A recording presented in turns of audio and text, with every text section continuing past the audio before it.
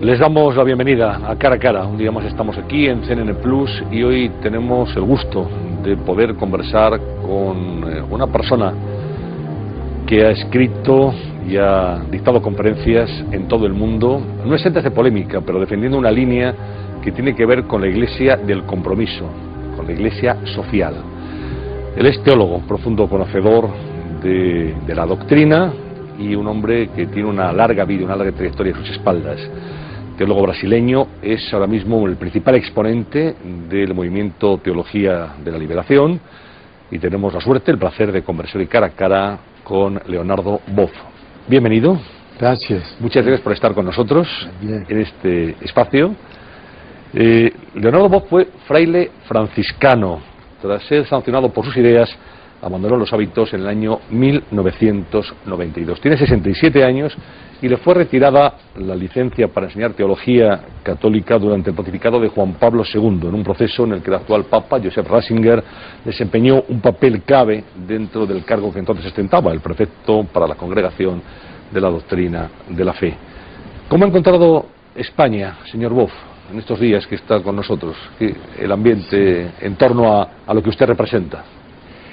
Mira, hace años que yo acompaño un poco la vida cultural, teológica, y veo que hay una gran efervescencia.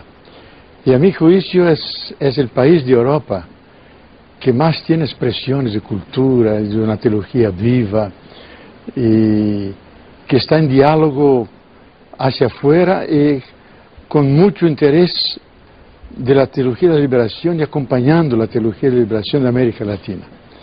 A pesar de ser una iglesia oficialmente más conservadora, pero el pensamiento cristiano, de laicos, de teólogos, es muy creativo y muy cercano a lo que nosotros hacemos en nuestro continente. Para aquellos espectadores que no estén, digamos, familiarizados con lo que significa este movimiento, ¿cómo podía explicarles usted lo que es la teología de la liberación? Mira, la teología de la liberación nació en los finales de los años 60 del siglo pasado, cuando la Iglesia se ha dado cuenta de la grave crisis social de injusticia y marginación dentro de un desarrollo muy acelerado de las clases pudientes. Y hay millones de marginados, que son pobres y a la vez cristianos y católicos. Entonces la religión siempre ha tenido una función de legitimación, de resignación. Y ellos han desarrollado la perspectiva liberadora, yo diría casi revolucionaria, del capital simbólico del cristianismo. Que el cristianismo puede ser un proceso de movilización, de cambio social desde la fe. Y eso emergió a partir de figuras proféticas como Pere Casaldáliga, como Elder Cámara, y cada país tiene su persona de referencia.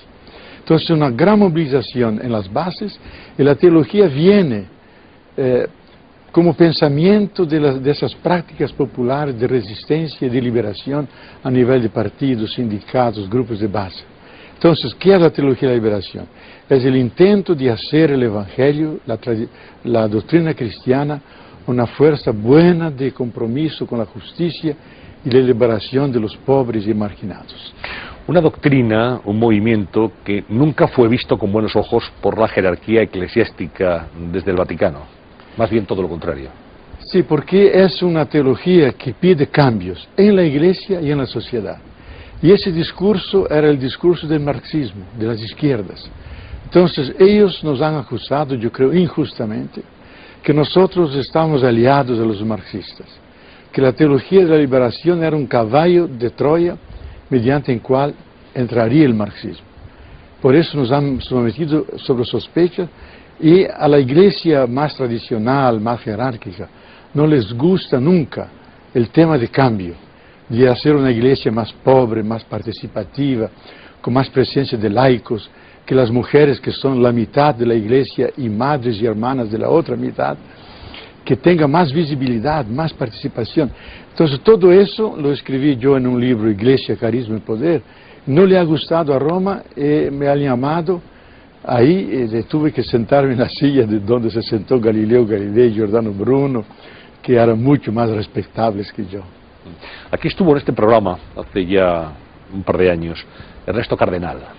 Y le recordamos aquellas imágenes, sin duda tremendas, pero muy reveladoras, cuando el entonces Papa Juan Pablo II, llegando a Managua, al aeropuerto internacional de Managua, y cuando se postró ante él, levantó el dedo índice admonitoriamente. Esa fue, digamos, una estampa que evidenciaba muy bien lo que era la divergencia entre un tipo de iglesia y otro. Sí, yo creo que lo grave era el enfrentamiento de una autoridad con un poeta. Y la poesía es lo más grande que los seres humanos crean, porque recrean el mundo. Y él la poesía hecha en medios más miserables y pobres y altamente mística. Entonces, para nosotros, Ernesto Cardenal es un arquetipo, es lo mejor que América Latina ha producido como poesía política y mística. Entonces, ese enfrentamiento se quedará hasta el juicio final, creo. Ese gesto de un maestro que disciplina a un poeta comprometido con su pueblo, con la vida de su pueblo. Yo creo que hubo ahí una injusticia, una incomprensión de parte del Vaticano, de lo que significaba su hermano Fernando Cardenal, él también como ministros, que no eran ministros del gobierno, eran servidores del pueblo, porque faltaban cuadros. Ellos se han ofrecido para llenar ese vacío, no por voluntad de poder y de política, sino la política en el sentido más grande y ético, que es servicio al pueblo y al bien común. Cuando se leen los evangelios, cuando alguien quiere profundizar en la doctrina cristiana, al final uno piensa que la Iglesia tiene que estar al lado de los desfavorecidos, de los pobres, de aquellos que sufren la injusticia, y sería el verdadero mensaje. Y con frecuencia esos movimientos que han generado en todo el mundo, en España también los cristianos de base, han visto que la Iglesia oficial, la jerarquía oficial, estaba alejada de esos planteamientos y se ha acusado a veces a la Iglesia de estar al lado de los poderosos y olvidarse o no mirar suficientemente a aquellos que más necesitaban de su ayuda. Sí, yo creo que hay que entenderlo históricamente eso, que a partir del siglo IV hubo una alianza, un matrimonio entre el poder sagrado y el poder político, y que viene hasta hoy. Pero el lugar natural de la Iglesia sería el lugar que ocupó Jesús, en medio de los pobres, que dijo, felices los pobres, ay de vosotros ricos. Y eso está emergiendo ahora en la periferia de la Iglesia. En África, en Asia, América Latina, y emergen iglesias que hacen otro tipo de matrimonio con el pueblo. Una alianza que lo expresa con un anillo como este de coco para decir, esos han hecho una alianza, un matrimonio con los pobres, contra su pobreza, en favor de la vida, de la democracia, de la participación. Entonces, hoy enfrentamos dos modelos de iglesia, no son dos iglesias, dos formas de vivir la herencia de Jesús. Una desde el poder, dialogando con el poder y componiéndose con el poder. Pero tiene un alto precio a pagar, que desde el poder no se alcanza a los pobres, no se evangelizan a los pobres, se hace caridad, limosnas.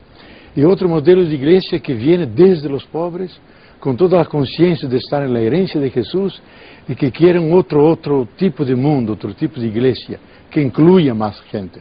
Y estamos ahora en la atención de las dos iglesias.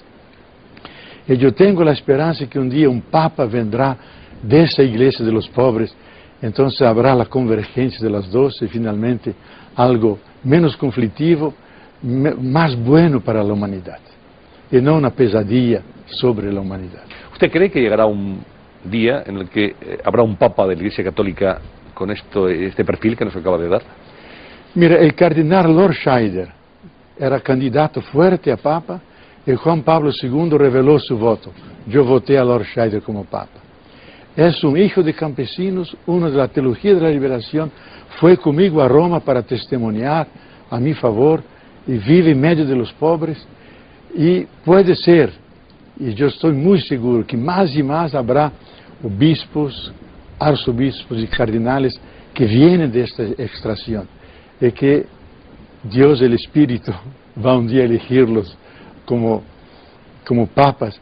Tal vez uno de África, tal vez uno de Asia, que viene de la periferia del mundo, para hablar que otro mundo es posible y otra iglesia es posible. Y no solamente esa que tiene los ritos de los palacios, de la gran gente y no la humildad de Jesús, pobre y humilde. Ahora tenemos un Papa, Benedicto XVI, Joseph Ratzinger, un hombre al que usted conoce muy bien, porque fue alumno suyo en Múnich, hace ya muchos años. Conoce muy bien cómo piensa y cómo es Benedicto XVI. Mira, como persona es de la más grande elegancia, finura de espíritu y atención, jamás eleva la voz, a pesar de ser duro en la doctrina, pero en el trato es un esprit de finesse, muy fino. Por otra parte, es un profesor, un doctor.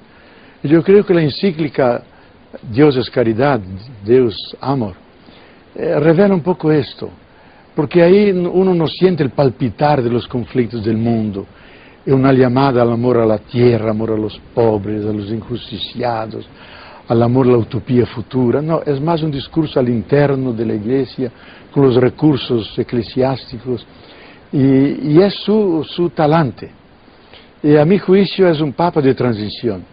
No tiene mucha edad, no tiene una agenda nueva para la Iglesia, prácticamente sigue el discurso oficial, con dos pequeñas nuances, que quiere descentralizar, enfatizando la colegialidad de las conferencias nacionales, y quiere enfatizar el diálogo, sea interno con las demás iglesias, sea con las religiones. Y en nombre de eso visitó una mezquita en Roma. Y dijo 2 veces que hay que escuchar el grito de los pobres, especialmente de África, porque sufren demasiado, y la globalización tiene que tener un rostro humano. Son señales de una dimensión que en el fondo es obvia. Un papa tiene que hablar así. Pero que él lo ha hablado es importante porque viene de una dimensión más conservadora, más volcada hacia adentro, y yo, según el teólogo King, nos va a sorprender. Yo estoy esperando esa sorpresa. ¿Es cierto que es muy tímido personalmente, Joseph Ratzinger? Sí, yo diría que es extremadamente tímido, que está ahí solo y no quiere proponerse, pero como dije, con una gran afabilidad en la relación. ¿Cómo recuerda sus clases en Alemania? En verdad, yo no fui directamente profesor. Él me ayudó a publicar mi tesis, yo seguí todas sus charlas que hacía en Múnich, y nos hicimos incluso amigos intercambiando artículos. Una vez yo estaba en la fila para saludar al Papa, él me vio, me cogió aparte, me llevó directamente al Papa, y todos admirados, ¿quién es ese teólogo? Me presentando al Papa como un joven teólogo de América Latina, que se podía esperar mucho. Pienso yo que lo decía porque había estudiado en Alemania, donde se pretende tener una teología mejor. Pero, de toda manera, jamás nos peleamos a nivel personal, sino a nivel estrictamente de doctrinas y de ideas. Sí. ¿Cómo fue su actuación, su papel en el proceso que le abren a usted, cuando entonces Ratzinger era prefecto para la Congregación de la Doctrina de la Fe? Sí, él se comportó profesionalmente. Si su función es interrogar, y la mía era de contestar. Y, como dije, siempre con mucho respeto, mucha elegancia. Pero después, eso fue 2 horas. Después, otras 2 horas, fue junto con los 2 cardenales de Brasil, que eran franciscanos, Arns, del cual fui discípulo, y Lord Scheider, que han querido venir para decir, Zeboff tiene errores, compete al Vaticano corregirlos. Pero nosotros como pastores queremos testimoniar que esa teología